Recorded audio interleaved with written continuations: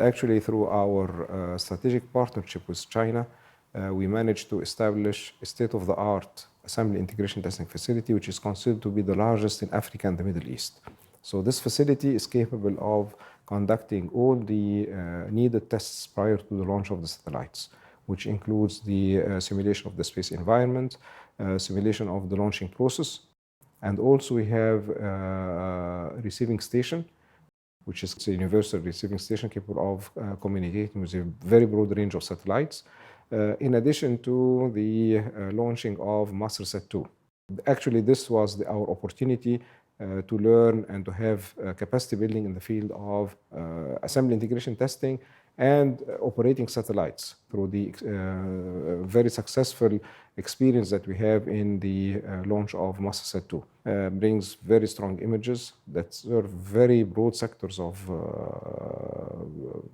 the Sustainable Development Goals like agriculture, urban development, water resources, natural resources.